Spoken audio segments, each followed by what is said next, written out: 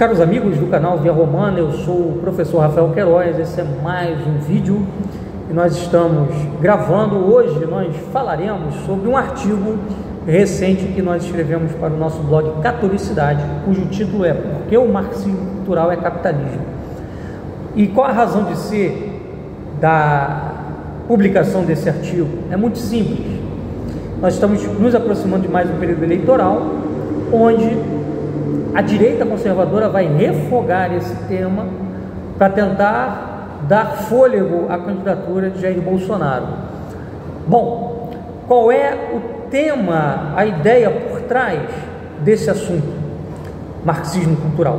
É muito simples também de entender. Para a direita conservadora existe um esquema em curso, no momento, dentro da sociedade ocidental, em que os marxistas culturais estão a realizar uma revolução cultural para levar a sociedade na direção do comunismo.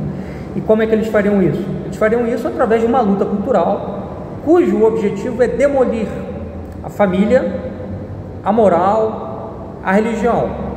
Perfeito? Então, esse vídeo hoje aqui é para nós discutirmos se realmente existe um marxismo cultural, se existindo um marxismo cultural, existe essa luta cultural e se ela vai levar ao comunismo. Perfeito? Então, antes de mais nada, é preciso que nós deixemos claro alguns princípios de análise histórica, de análise de filosofia política, para que nós possamos avançar nesse tema. Então, em primeiro lugar, nós precisamos definir o que é marxismo, o que é marxismo cultural, se é que existe um, o que é comunismo, o que é capitalismo. Então, em primeiro lugar, marxismo é a doutrina de Karl Marx, pai do comunismo, ou também chamado socialismo científico. Esse termo, socialismo científico, foi cunhado por Marx para distinguir o seu socialismo dos outros socialismos que circulavam no século XIX, chamados por Marx de socialismos utópicos.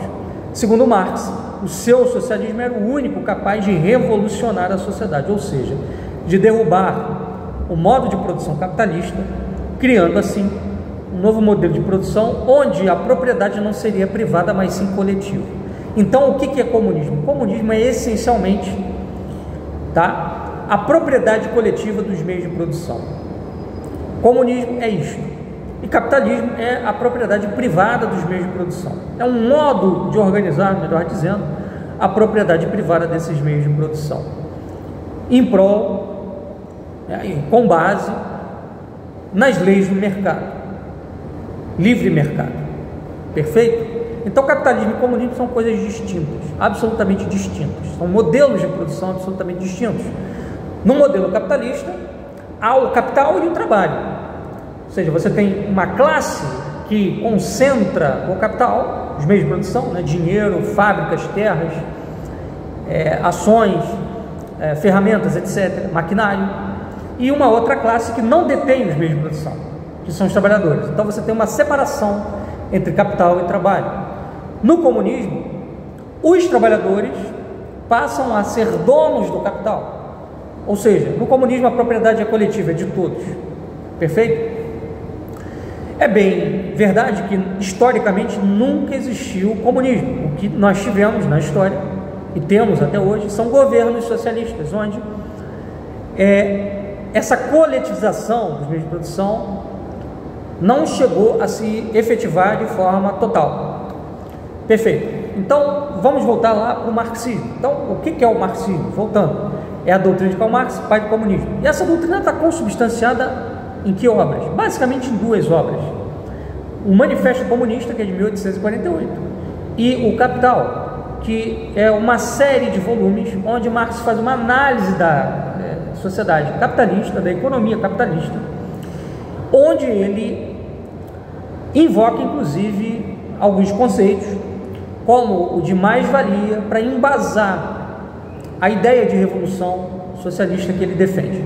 Então vamos lá, o que Marx postula no seu livro O Manifesto Comunista, que na verdade é um panfleto político, mas apesar disso, ele traz também aí certos elementos de análise histórica, de teoria da história, de teoria social, etc. e teoria econômica, e por aí vai. Embora o Capital seja a obra, vamos dizer assim, científica, por assim dizer, de Marx. O Manifesto é mais um panfleto. Bom, no Manifesto Comunista, o Marx ele elenca o seguinte, que a história ela é movida pela luta de classes, ou seja, em todas as épocas históricas houve conflitos de classes, são esses conflitos que fazem a história ir adiante, ir para frente. No mundo atual, a luta seria entre o burguês, dono do capital, e o trabalhador, que está expropriado, alienado, né, da posse dos meios de produção, só tem o seu trabalho, ele só pode fazer o quê? Vender a sua força de trabalho para um burguês em troca de um salário. Segundo Karl Marx, todas as sociedades elas se organizam primariamente a partir do seu modo de produção, ou seja, a partir do seu sistema econômico. Então, o modo de produção de uma sociedade é a infraestrutura, é a base, em cima da qual se constrói uma superestrutura. O que é a superestrutura para Marx? É a cultura, é o direito, é a religião, é a filosofia, é a arte, é a moral. Segundo Marx, a superestrutura é sempre reflexo da infraestrutura, não havendo ou quase não havendo autonomia de uma em relação à outra. Então, numa sociedade burguesa, em que se valoriza o trabalho, a vagabundagem será condenada, ou seja, a ética da sociedade burguesa será a ódio ao trabalho, tá? E o rechaço à vagabundagem, tá bom? Então Marx considera que é impossível mudar a cultura de uma sociedade, mudar o direito de uma sociedade, a moral de uma sociedade, a religião de uma sociedade, sem você mudar o modo de produção dessa sociedade, tá? Marx, portanto, ele não dá primazia aos fatores culturais. Para ele, o que tem primazia são os fatores econômicos e, leia-se, luta de classes, ou seja, o que vai fazer a revolução acontecer não é luta cultural, mas é luta de classes, tá bom? O que aconteceu foi que depois ali da era stalinista na União Soviética, a esquerda europeia, que era identificada com a linha do Stalin, a linha de pensamento da União Soviética, aquela ortodoxia soviética, né, de como realizar o comunismo, de como levar adiante uma revolução. Porque lembremos, na Rússia, quando a revolução foi feita em 1917, ali no finalzinho da Primeira Guerra Mundial, a Rússia sai da Primeira Guerra, ela foi liderada, né, na sua segunda fase pelo Lenin, pelo Trotsky, onde eles uniram a população trabalhadora em torno dos sovietes, que eram os sindicatos, de operários, militares, etc. Derrubaram o governo provisório, o governo menchevique, que era um governo de linha democrata, e instauraram um governo dos trabalhadores, mas que logo depois, em 1918, se tornou uma ditadura do proletariado, onde o Politburo, a elite do Partido Bolchevique, passou a mandar no país, tá? Então, inicialmente, o governo sindical, um governo de trabalhadores, depois virou um governo de um partido revolucionário, o Partido Bolchevique. Então, era essa a visão que a esquerda comunista tinha na Europa, ou seja, seguia esses passos para chegar à implementação do socialismo. Quando o Stalin morre, aí vem à tona uma série de coisas que tinham acontecido na União Soviética, os gulags, os expurgos, aquela matança toda que ele fez. Essa esquerda, sentindo-se envergonhada, ela começa a fazer um revisionismo, dizendo que aquilo ali não era o verdadeiro marxismo. Então eles começaram a rever posições, começaram a buscar escritos de Marx antes do Manifesto Comunista, chamados manuscritos econômico-filosóficos, onde eles vão dizer que ali você tinha um Marx humanista, um Marx diferente daquele do Manifesto e do Capital, um Marx que dava menos ênfase aos fatores econômicos e um pouco mais de ênfase aos fatores culturais, ligados à consciência, etc. e tal. O problema todo é que o Marx maduro é o Marx do Manifesto, é o Marx do Capital. Esse Marx dos manuscritos é o Marx jovem. O Marx maduro, ele abandona esse humanismo e adota uma posição materialista clássica, perfeito?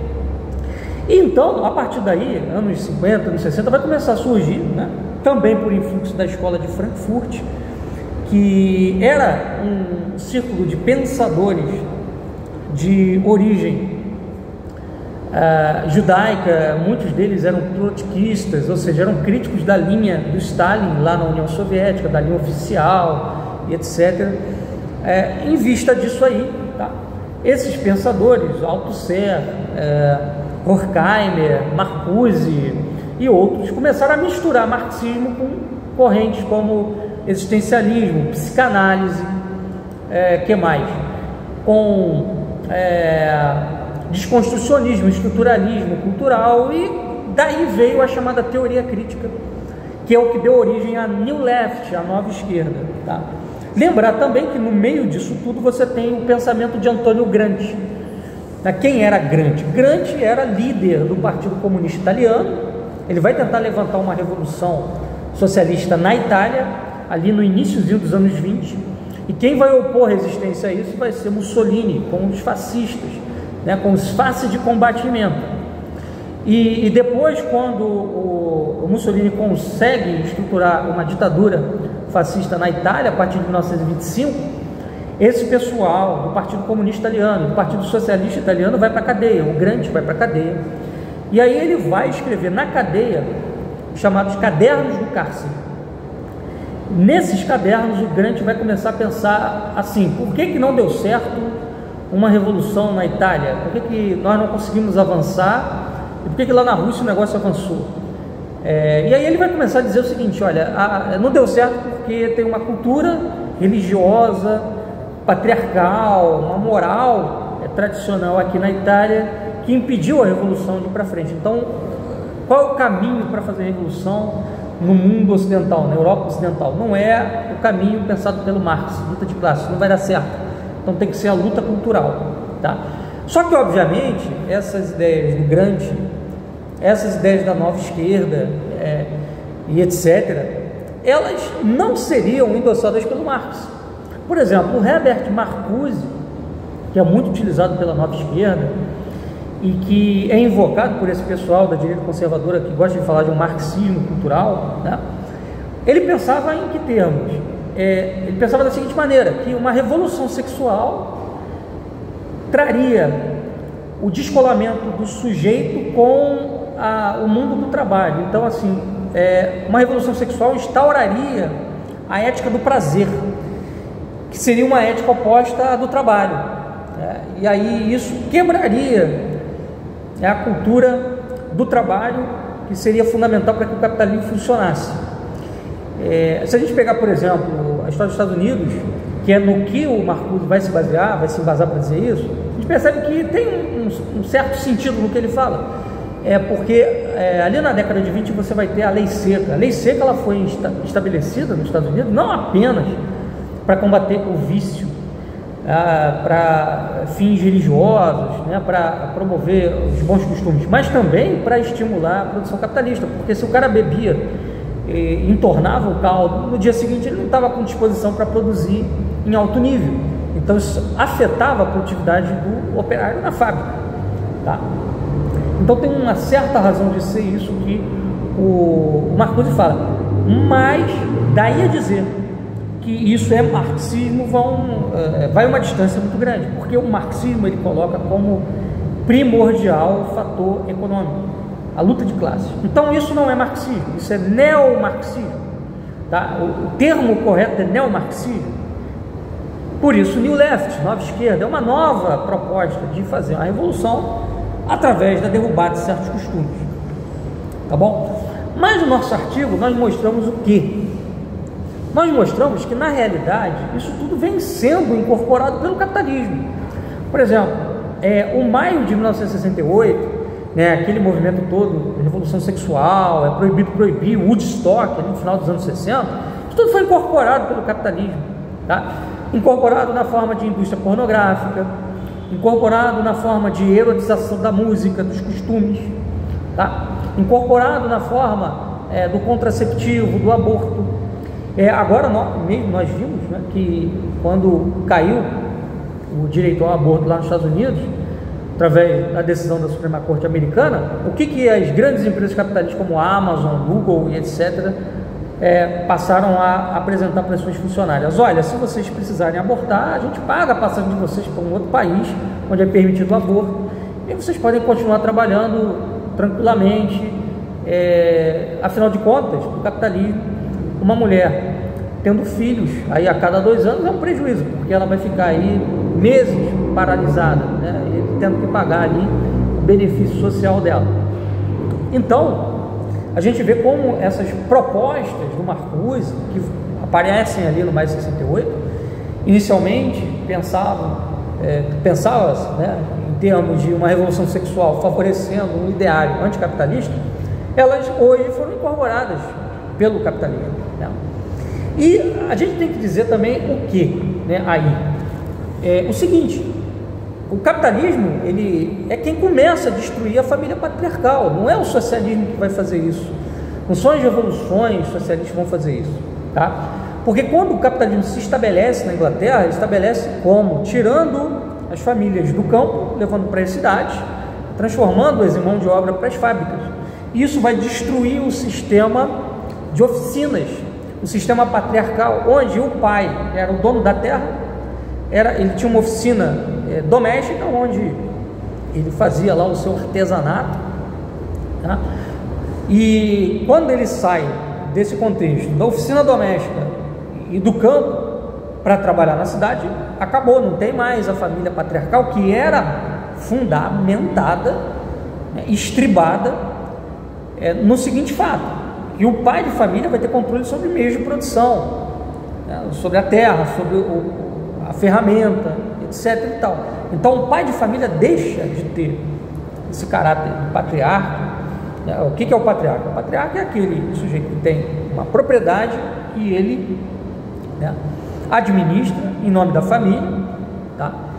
Que é dele, a propriedade privada dele, mas é em nome da família que ele administra, e é em prol da família que ele coloca aquela propriedade para usufruto, tá, dos demais membros da família da qual ele é chefe. Então essa chefatura do pai, do patriarca, acaba com a industrialização, perfeito? Inclusive as mulheres vão ter que trabalhar nas fábricas, né? Os filhos também vão ter que trabalhar em minas de carvão para poder sustentar a família. O pai não vai conseguir mais sozinho sustentar com o seu trabalho, com os seus bens, com a sua terra, com a sua oficina, os seus familiares. Então o patriarcado já começa a ser destroçado, derrubado ali, com a industrialização, com a revolução industrial capitalista no século XVIII, XIX, tá? O socialismo vai apenas dar um golpe fatal nisso, nos países em que ele se estabelecer. E assim, uma grande confusão que ocorre em face a esse tema é que o pessoal pega um livro do Friedrich Engels, que era o empresário parceiro do Marx, né, que financiou toda a carreira intelectual do Marx, toda a atividade política do Marx, que é o livro A Origem da Família, do Estado e da Propriedade, onde o Engels ele vai defender a seguinte tese: lá na origem da humanidade não existia propriedade privada, a propriedade era coletiva e a família era matriarcal. Porém, ele se baseia numa perspectiva do século XIX, que era a de Bachofen e de Fraser, antropólogos, que tinham pesquisado algumas tribos indígenas do Havaí, da Polinésia, e chegando à seguinte conclusão: olha, essas tribos são as tribos mais primitivas que existem na face da Terra, e nessas tribos vigora o matriarcado. Então o que era o matriarcado, segundo esses antropólogos? A mulher, como chefe do clã familiar, ela tendo o poder e a responsabilidade de distribuir a função de cada um e de administrar as terras daquele clã, as terras e os rebanhos, tá? E aí eles vão dizer o que, né, esses antropólogos e o Engels também, que nas origens não existia casamento monogâmico de um homem com uma mulher, mas sim todas as mulheres do clã eram casadas com todos os homens do clã, e aí os filhos eram filhos de todos. Daí a ideia do falanstério lá do Charles Fourier, um socialista utópico do século XIX. Então, tentou criar uma comunidade onde não havia casamento, onde todos eram de todas, tá? Enfim, mas essa tese do Engels, essa tese aí do Bischoff, do Fraser, elas já caíram por terra, tá? Essas ideias já caíram por terra. A maioria dos antropólogos hoje não advoga um matriarcado nas origens da humanidade, porque não tem como provar isso, não tem documentação, não tem vestígio, não tem como demonstrar isso de forma categórica, tá? Se a gente for pegar, por exemplo, tribos que existiam aqui no Brasil na época da chegada dos espanhóis, dos portugueses, vocês vão ver que essas tribos, os tupiniquins, os tamoios, os tupinambás, os tupi-guaranis, eles estavam todos organizados de forma patriarcal, tá? E ali não existia propriedade privada, porque também o que o Engels vai dizer? O que gera o patriarcado? É a propriedade privada. Então vai ter um homem que vai começar a criar rebanhos, né, ali no seio dessas comunidades originárias da humanidade, e esses homens vão se tornar proprietários desses rebanhos, e aí eles vão começar a estabelecer uma estrutura de família patriarcal, onde a mulher vai ter que ser exclusiva de um homem. E aí vai surgir o matrimônio, o casamento tal como nós conhecemos hoje. Mas vejam, o próprio Engels, ele é marxista nesse sentido. Ele vai dizer o seguinte: é a propriedade privada que cria o patriarcado. Então, para o Engels, uma visão, né, marxista, o que vai derrubar o patriarcado não é a luta cultural, mas sim a revolução social, a revolução política, onde você vai tomar os meios de produção da burguesia e aí, destruindo essa propriedade privada, você destrói o patriarcado. O que a esquerda atual faz? Ela inverte a equação. Ela acredita que você destruindo a família tradicional, homem e mulher, você vai caminhar na direção de uma sociedade socialista, comunista, seja lá o que for. Só que isso não é marxismo, isso é neomarxismo, tá? Agora, a questão toda é a seguinte, que a gente coloca lá no nosso artigo: até que ponto, tá? Tudo isso aí que eles estão avançando é uma coisa exclusiva da esquerda? Não é.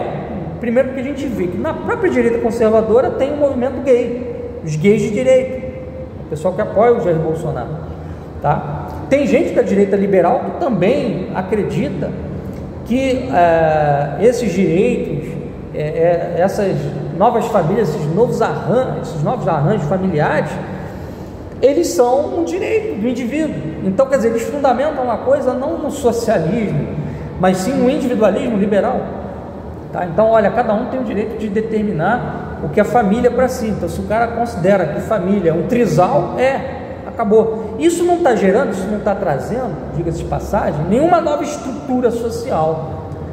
Pelo contrário, né, esses novos arranjos familiares, eles estão dentro dessa estrutura capitalista, porque muitos desses arranjos, eles são feitos, inclusive, para garantir o direito ao patrimônio. Por que muita gente defende, por exemplo, casamento gay, casamento LGBT? Porque eles dizem: olha, já tem um homem vivendo com outro dentro de casa, eles montaram um patrimônio, então tem que ter uma lei, uma união ali no civil para regulamentar essa questão patrimonial. Então não tem nada a ver com o socialismo, não está se gerando um novo sistema de produção onde os bens são de todos, né, e de ninguém. Isso não está surgindo. Onde é que está surgindo isso? Tá? Onde é que estão surgindo coletivos LGBT, coletivos feministas, tá? Onde as mulheres são matriarcas, onde os bens são colocados em comunhão coletiva? Não sei, eu não vi isso ainda. Tá? Então dizer que isso vai trazer aí o comunismo, pelo amor de Deus. Um outro ponto que a gente vê é que as feministas, elas hoje são utilizadas como braço do sistema capitalista. Então vocês vejam, toda essa coisa da revolução sexual ali no final dos anos 60, ela foi incorporada pelo capitalismo de que maneira?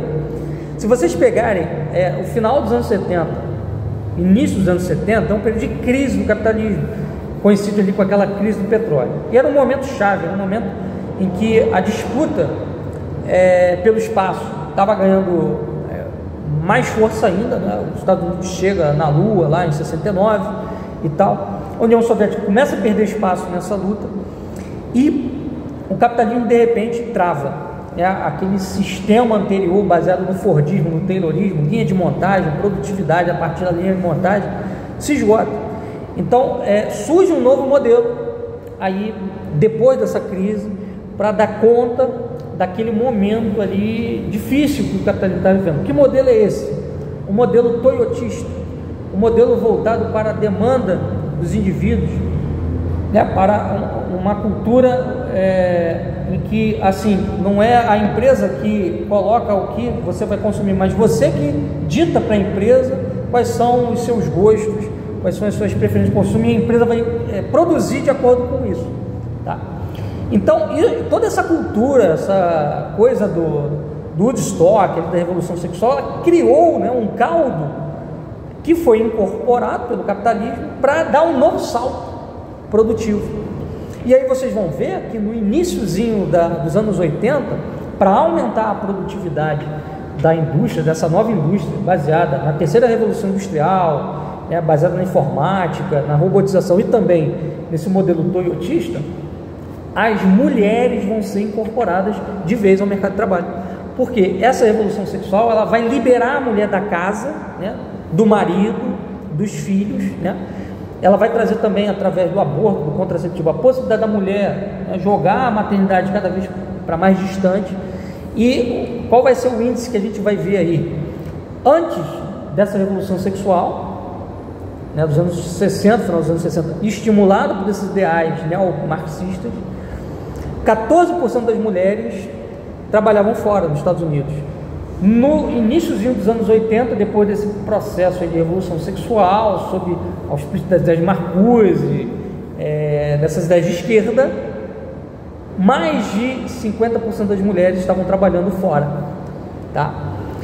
Então, quer dizer, no fim das contas, o capitalismo acabou ganhando, embora as ideias tenham surgido sob auspício da esquerda neomarxista e por aí vai. Eu não sei se ficou claro o que eu quis explicar aqui, o que eu expliquei aqui, mas o que eu quis passar aqui para vocês é que no fim das contas, a esquerda acaba trabalhando para o capitalismo, embora eles digam que estão promovendo um mundo novo, uma sociedade nova. Não, nada disso. Eles estão trabalhando para o sistema, se conscientes ou inconscientes, aí é uma questão que a gente pode discutir, mas que estão, isso é fato, tá? E a direita se vale de um fantasma inexistente, porque não existe nenhuma possibilidade do comunismo se estabelecer hoje aqui no Ocidente, para conseguir voto, para conseguir capturar eleitor. E quando chega lá no poder, eles não fazem absolutamente nada para evitar toda essa situação de desconstrução cultural que está aí acontecendo. Basta ver o que foi o governo Bolsonaro, o governo mais feminista, o que mais sancionou leis feministas na história do Brasil, tá? Porque aí é muito simples, de entender por que isso acontece. E se as pessoas que veem um problema nisso, elas elegem um governo que elas acreditam que vai combater isso, então elas param de vigiar o que o governo está fazendo. Então, como não tem pressão, o governo consegue passar essas coisas tranquilamente. Se por convicção ou se para sobreviver, aí já são outros 500, aí é uma discussão, mas o que acabou acontecendo foi isso, tá bom, pessoal? Eu vou deixar o link aí para vocês do artigo, espero que o vídeo tenha sido profícuo. Até a próxima, um abraço.